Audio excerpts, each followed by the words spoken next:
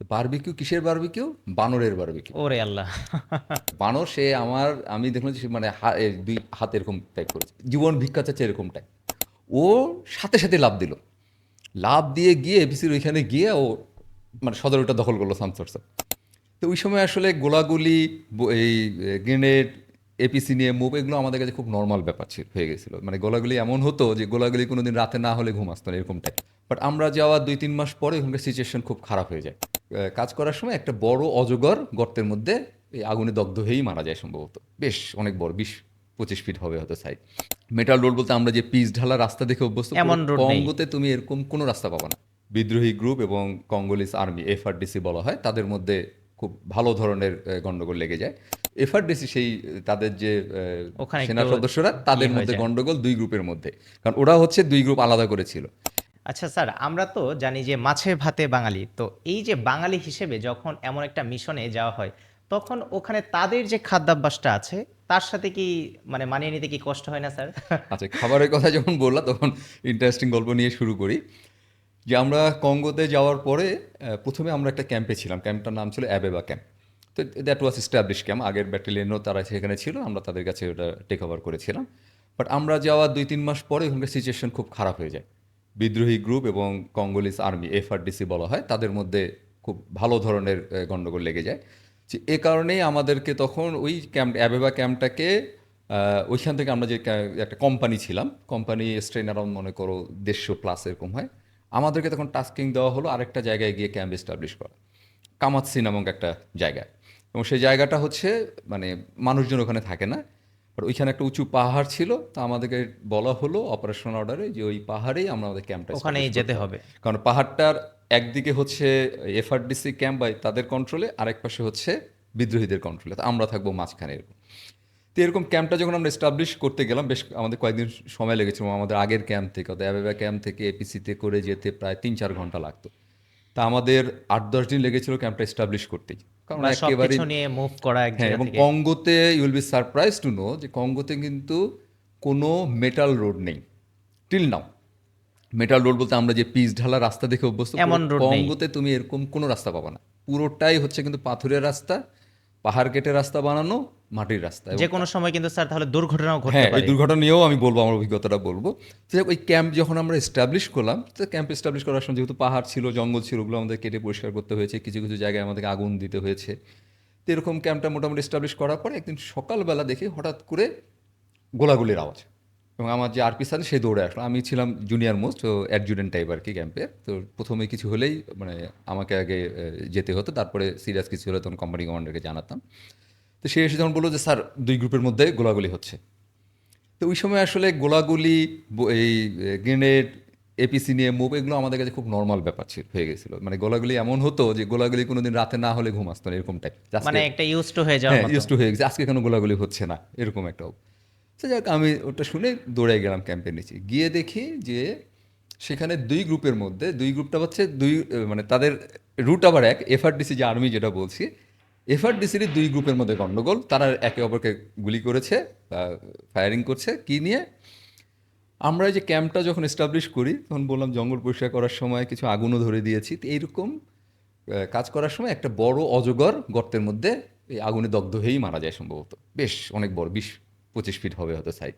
এখন এই মৃত অজগরটাকে নিয়েই এফআরডিসি সেই তাদের যে ওখানে সেনা একটু সদস্যরা, ইয়ে তাদের হয়ে মধ্যে যায়। গন্ডগোল দুই গ্রুপের মধ্যে। কারণ ওরা হচ্ছে দুই গ্রুপ আলাদা করেছিল। এক গ্রুপ বলছে এটা আমরা নেবো, আরেক গ্রুপ বলছে তারা নেবো। তাদের মধ্যে নেগোসিয়েশন না হতে গোলাগুলি এক। তখন আমি তাদেরকে শান্ত করলাম, করে দুই গ্রুপের লিডারকে নিয়ে আসলাম, নিয়ে বসে আমার সামনেই সেই অজগরটাকে, 20 ফিটের মতন অজগর সাপ, তাদের সাথে বেশ নিয়েই মোটা, সবকিছু এটাকে করা। দুই টুকরা করা হলো। করে তাদেরকে সমান ভাগে ভাগ করে দিয়ে সাম সর্ট, আমরা যেমন মনে করি আমাদের দেশে গরু খাসি যেভাবে ভাগ হ্যাঁ, করি, যেরকম ঠিক জবাই দিই। সেভাবে তাদেরকে অজগর সাপ ভাগ করে তাদেরকে দিলাম। দেন দে আর স্যাটিসফাইড, দুজনেই তারা নিয়ে গেল। কারণ এবং তাদের জন্য সেদিন সেটা হবে একটা বড় উৎসব, যে সাপ তারা রান্না করে খাবে অনেকদিন খাবে। পর। তো ওর তাদের জন্য একটা, তো এটা একদম নরমাল তো একটা সেটা আমার বিষয়। একটা প্রথম অভিজ্ঞতা, এই যে খাবার নিয়ে, যে কঙ্গোলিরা যে সব কিছুই খায়। আর একটা ভয়ঙ্কর অভিজ্ঞতা এটা, মানে মাঝে মাঝেই আমার মানে চিন্তা করতে খারাপ লাগে। যে একদিন আমি দেখি সন্ধ্যার সময় আমাকে ডাকলো, ওখানে যে ক্যাপ্টেন ছিল তার সাথে আমার খুব ভালো খাতির হয়েছে, আমি ওই সময় ক্যাপ্টেন ছিলাম। তো আমার বয়সী আর কি। তো সে একদিন সেটে আমাকে ডাকলো, মানে ইনভাইট করলো তাদের ক্যাম্পে আসার জন্য। আসার জন্য। আচ্ছা। তা আমি এর সাথে আরও দুজনকে নিয়ে গেলাম। যাওয়ার পরে দেখি যে কি জন্য ডেকেছে, যে তারা এখন বারবিকিউ করবে। তো বারবিকিউ কিসের বারবিকিউ? বানরের বারবিকিউ। ওরে আল্লাহ! আমি মানে লিটারালি হ্যাভ শক, ঠিক আছে। এবং টু মাই মোর আটার সারপ্রাইজ, যে বানর, জীবন্ত বানর, বানর তারা ধরেছে, বানরটাকে এখন তারা পুড়িয়ে খাবে এবং আমাকেও তাকে ইনভাইট করেছে। আমি তখন তো মাপছিলাম যে অসম্ভব, মানে আই ক্যানট সি দ্যাট। এবং লিটারালি মানে যখন সে বানরটাকে নিয়ে এসেছে তারা পোড়াবে, মানে বানর সে আমি দেখলাম যে সে মানে দুই হাত এরকম টাইপ করেছে, বানর পড়ে অনেক আছে। কিছু বোঝে, হ্যাঁ, অনেক মানে কিছু বুঝে। অনুকরণ প্রিয় এবং বলা সে যায়। মানে জীবন ভিক্ষা চাচ্ছে এরকম টাইপ। তা আমি এই সিনটা দেখে আসলে আর মানে ওখানে থাকতে পারিনি, ওদেরকে সরি বলে চলে আসি। পরবর্তী শুনলাম তারা ওই বানরকে পুড়িয়ে ওইভাবে খেয়েছে। এর মাঝেও মাঝে মাঝে যেমন একবার আমার মনে আছে, রাতের বেলা আমরা এপিসি নিয়ে আসছিলাম, হঠাৎ করে ড্রাইভার এপিসি থামে দিল। কী হয়েছে? যে স্যার সামনে হচ্ছে ইয়ের মতো সজারু, বড় কাঁটাওয়ালা সজারু, হ্যাঁ, দেখেছো সজারু। কিনা, এরকম পড়ে গেছে এপিসির সামনে হোক বা যেটাই হোক, পড়ে মারা গেছে, ওর সাথে সাথে আটকেছে। তা আমাদের সাথে ছিল হচ্ছে একজন ইন্টারপ্রেটার, আমরা বলি দোভাষী, আচ্ছা। ভাষা বোঝানোর জন্য।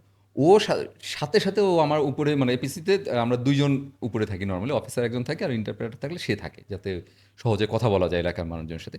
ও সাথে সাথে লাফ দিল, লাফ দিয়ে গিয়ে এপিসির ওইখানে গিয়ে ও মানে সদরটা দখল করলো সামসোর্স। তখন আমি তাকে জিজ্ঞাসা করি কী করবো, বলে খাবো এটা।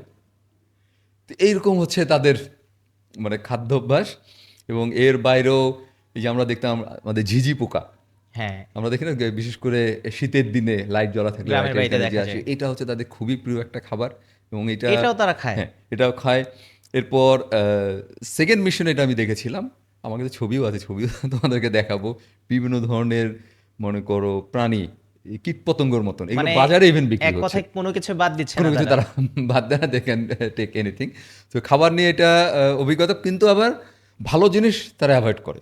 ভালো জিনিস মানে কি, যেমন আমাদের ক্যাম্পের ওখানে ধরো বিঘা প্রতি, মানে বিঘাকে বিঘা জমি, এবং জমিতে তোমার কলা বাগান, এবং কলাগুলোর সাইজগুলো হচ্ছে অনেক বড়, অনেক মানে আফ্রিকান মানে কলা, এক অনেক ফিট দেড় বড় ফিট বড়। সাইজ।